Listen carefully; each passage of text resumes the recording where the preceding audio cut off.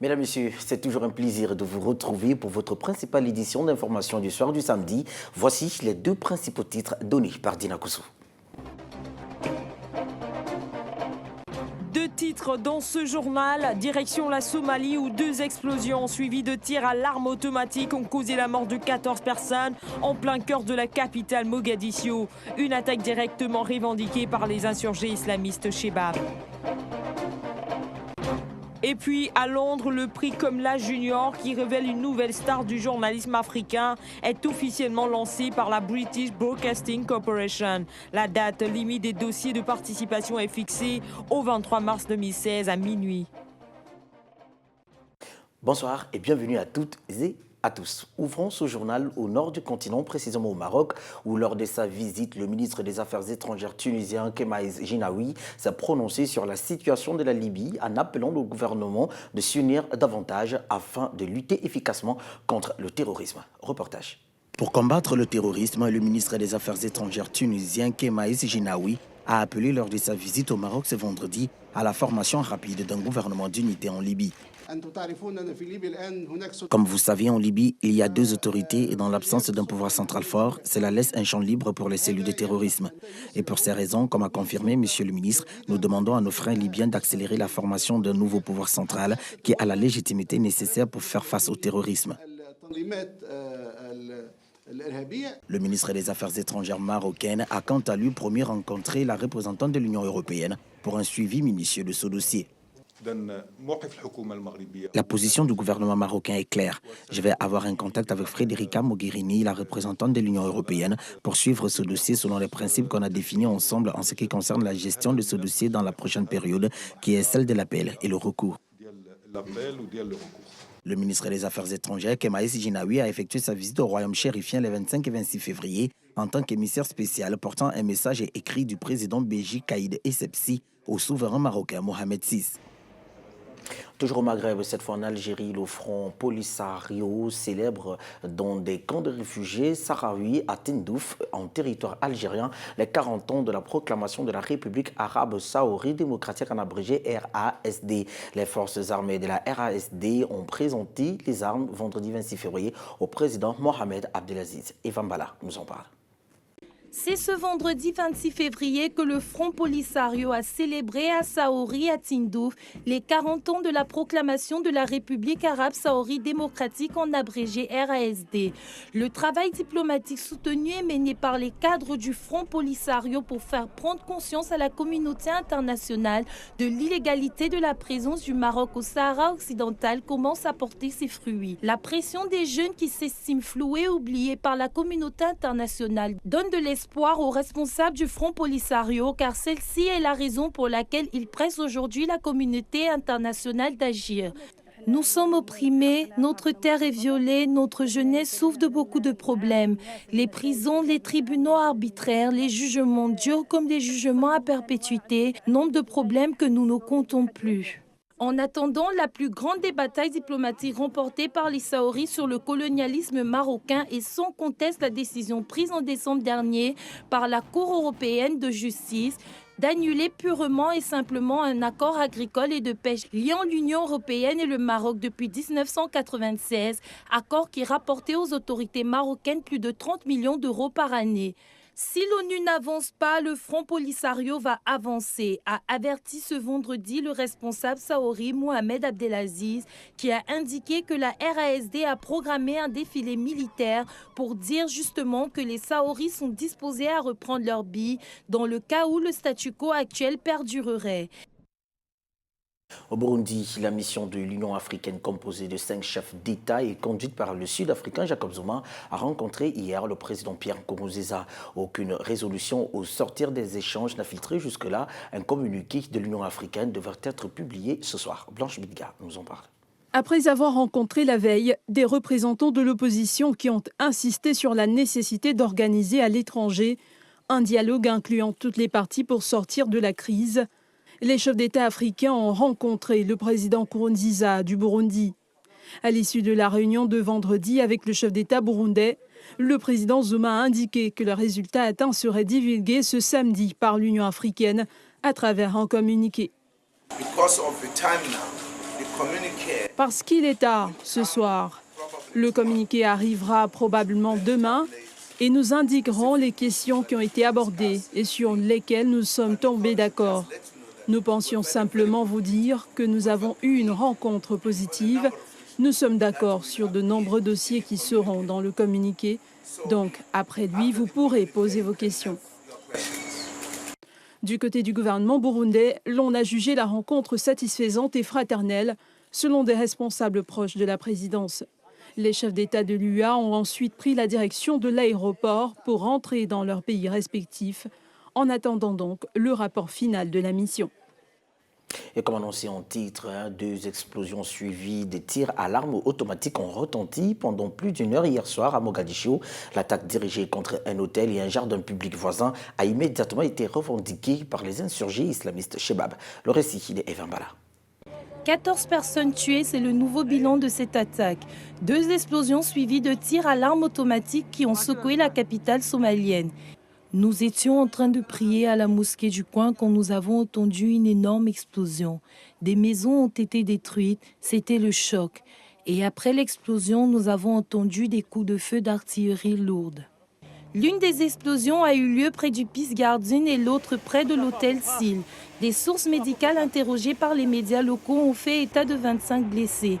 2 d'entre eux viennent de succomber à leurs blessures. Alors qu'elles étaient toujours en cours, les islamistes radicaux Shebab ont revendiqué l'opération dans un bref communiqué posté sur leur compte Instagram.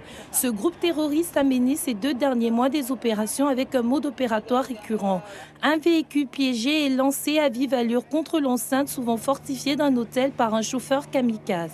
Puis un commando armé pénètre à l'intérieur de l'établissement pour abattre la clientèle et le personnel. Le 2 février, ils ont ainsi affirmé être les auteurs d'un attentat à l'explosif en partie raté contre un avion de ligne d'une compagnie régionale au départ de Mogadiscio qui a fait 1 mort, le poseur de bombes présumé. Fin janvier, ils s'en étaient pris à un restaurant très populaire, le Lido Seafood, sur le front de mer de Mogadiscio, faisant une 20aine de morts. Et au Niger, pas de coup KO et donc passage obligatoire au second tour pour le président Mahamadou Issoufou. La Commission nationale électorale indépendante a rendu public hier au soir les résultats définitifs du premier tour de ce scrutin qui donne tout de même le président sortant en tête. Les détails dans cet élément de Blanche Bidga. Arrivé en tête avec 48,41% des suffrages, selon les résultats annoncés par la CNEI, le président sortant nigérien devrait affronter lors d'un second tour inédit l'opposant à Mahamadou qui a recueilli 10,41% des voix bien qu'étant emprisonné. La volonté divine selon Mahamadou Issoufou. Je m'étais fixé pour objectif de gagner cette élection dès le premier tour.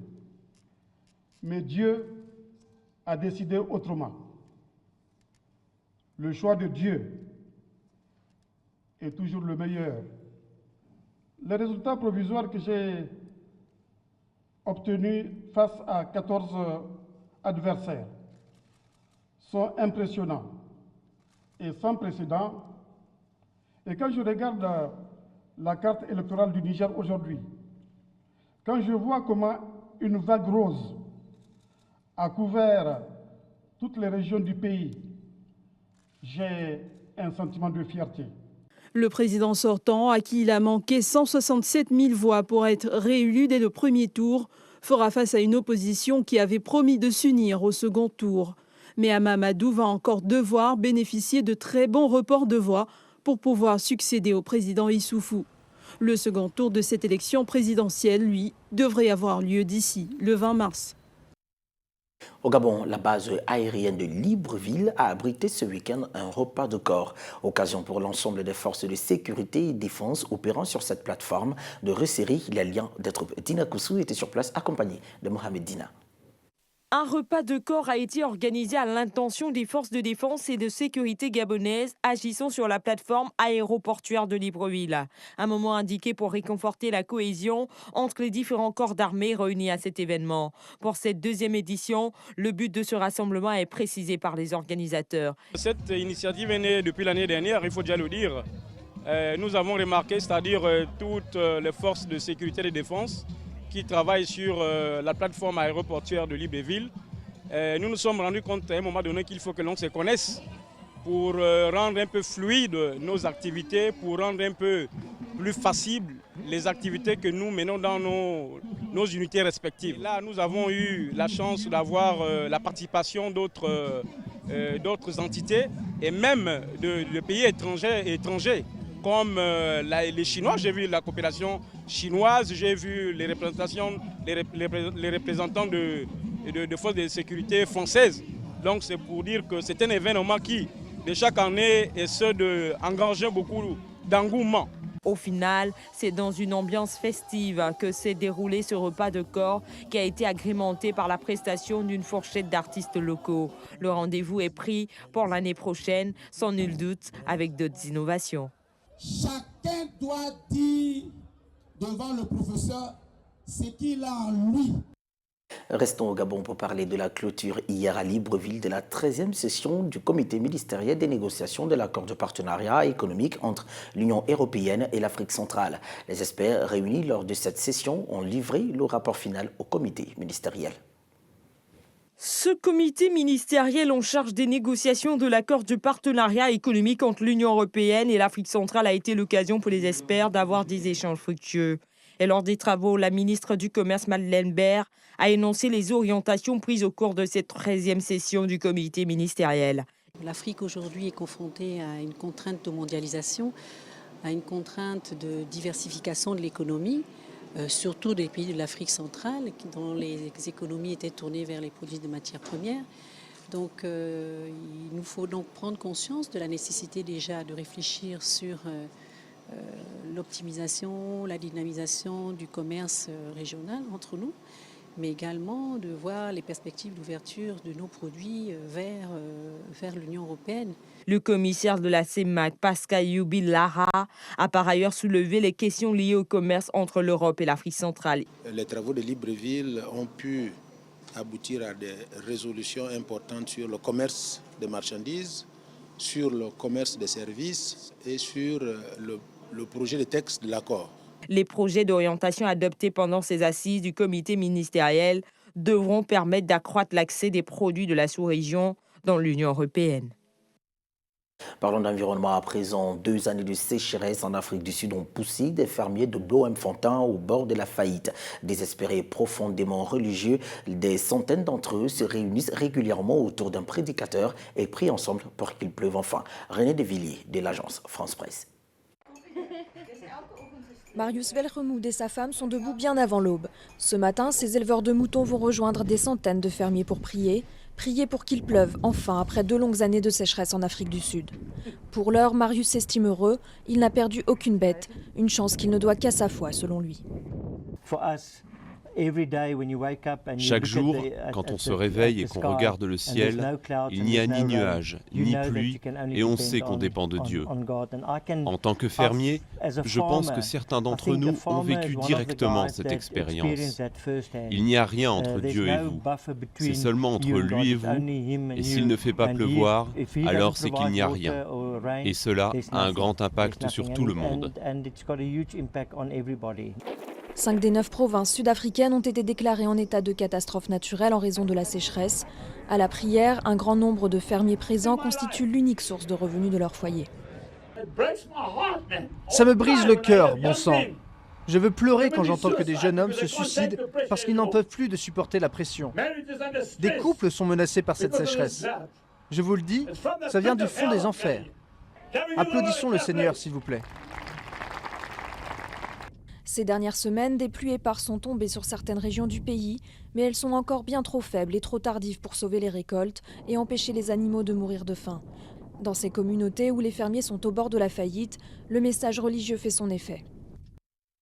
Et dans le désert namibien, les marques de pneus s'impriment pour des siècles. Mad Max Fury Road, film nominé dans 10 catégories aux Oscars 2016, a été réalisé en 2012 en Namibie à grand renfort de véhicules tout-terrain. Des écologistes avaient alors accusé le tournage d'avoir détruit les zones protégées, mais quelques années plus tard, les guides relativisent l'impact des films hollywoodiens. Le reportage de Julie Jameau de l'agence France Presse. Chris Nell connaît tous les secrets du désert du Namib. À l'œil nu, du sable et des dunes, mais sous le sable, ce guide est capable de dénicher les repères des dames blanches ou des geckos transparents. Les rares plantes abritent des caméléons et les dunes abondent en serpents et lézards. Un écosystème fragile qui paye le prix fort au passage des 4x4 de visiteurs. Mais pour Chris, ce n'est pas le plus grave.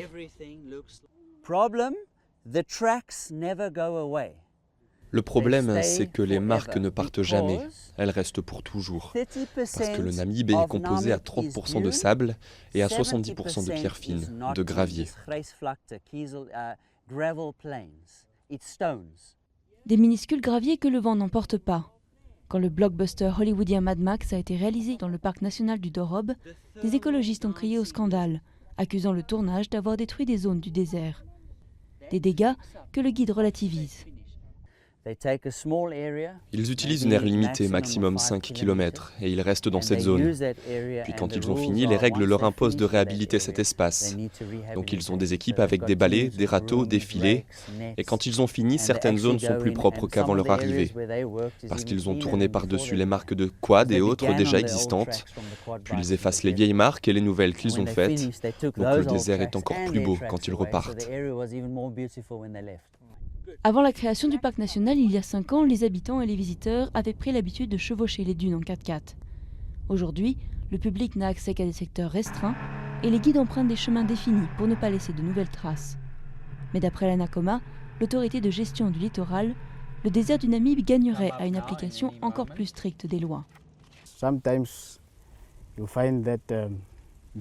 Souvent, vous verrez qu'il n'y a pas assez de personnel pour faire appliquer les lois qui sont déjà en place.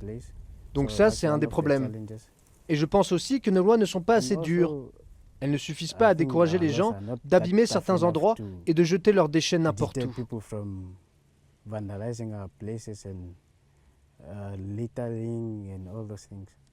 Heureusement, le désert s'étend sur plus de 100 000 km².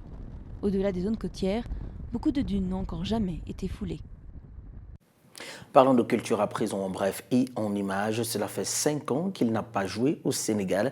L'artiste Tikandja Fakoli, chanteur panafricaniste militant, est en concert ce soir à Dakar. Le chanteur habitué aux tournées mondiales a envie de diffuser sa musique sur le continent. Il joue à cet effet avec un groupe de jeunes musiciens maliens dans des petites salles. Nous y reviendrons dans les prochaines éditions d'information.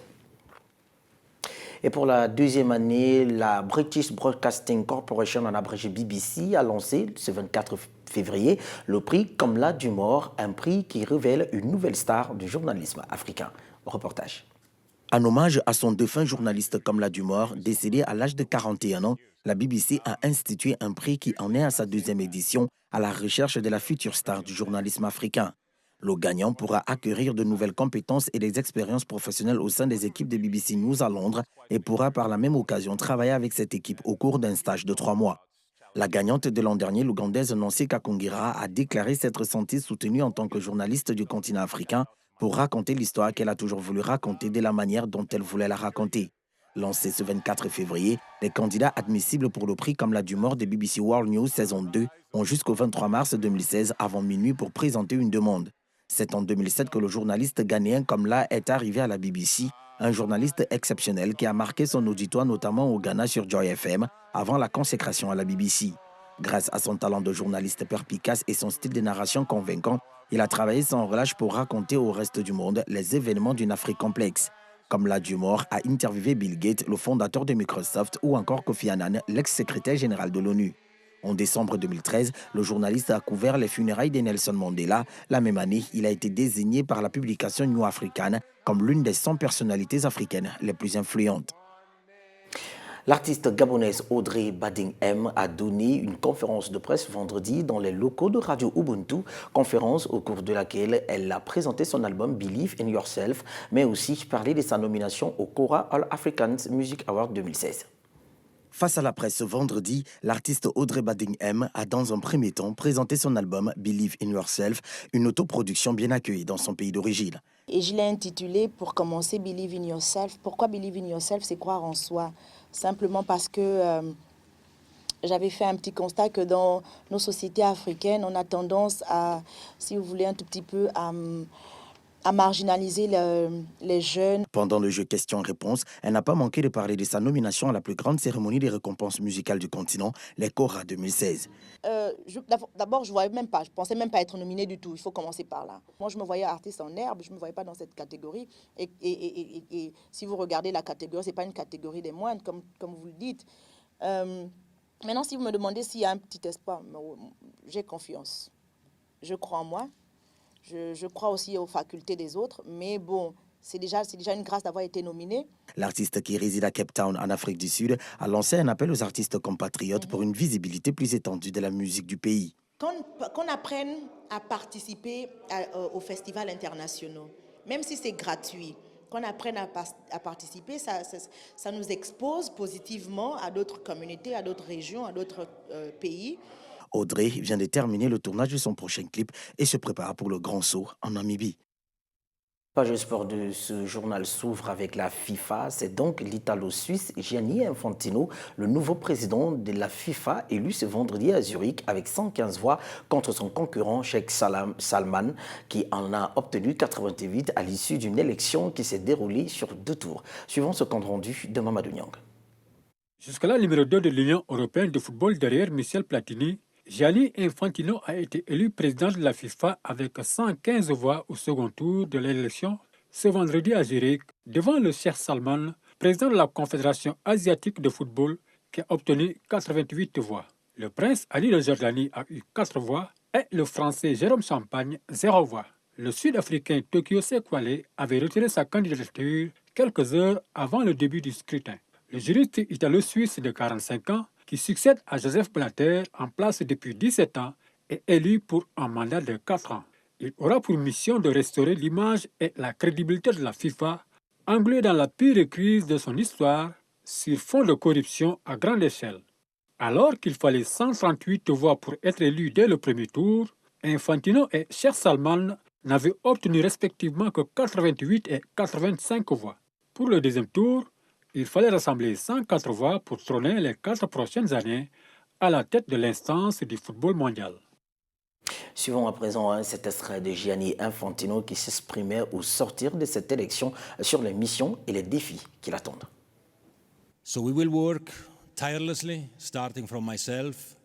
Nous allons travailler sans relâche, à commencer par moi, à travers les associations et les membres du staff, pour ramener le football à la FIFA et la FIFA au football.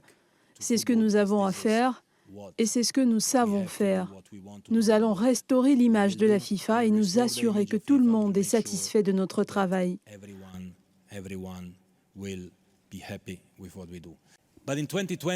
En 2020, je veux voir un développement du football partout dans le monde, dans tous les pays, et je veux voir des actions concrètes menées par la FIFA et toutes les fédérations nationales pour développer le football.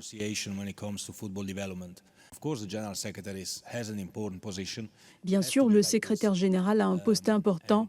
C'est comme ça que ça doit se passer. Je veux un secrétaire général très fort. Je l'ai dit dans mon programme et j'y crois. Si je suis président, le secrétaire général ne sera pas européen. Donc, il faut qu'on se penche là-dessus. Mais nous avons du temps. Nous discuterons pour décider du meilleur choix pour la FIFA et le football. Voilà, c'est la fin de cette édition d'information. Mais avant, voici le rappel des 2 principales manchettes qui l'ont constituée. 2 titres dans ce journal. Direction la Somalie où 2 explosions suivies de tirs à l'arme automatique ont causé la mort de 14 personnes en plein cœur de la capitale Mogadiscio. Une attaque directement revendiquée par les insurgés islamistes Shebab. Et puis à Londres, le prix Comla Junior, qui révèle une nouvelle star du journalisme africain, est officiellement lancé par la British Broadcasting Corporation. La date limite des dossiers de participation est fixée au 23 mars 2016 à minuit. Toute l'équipe rédactionnelle et technique se joigne à moi pour vous dire merci de nous avoir suivis. Restez en compagnie de nos programmes et surtout, très bon week-end à vous où que vous soyez sur le continent.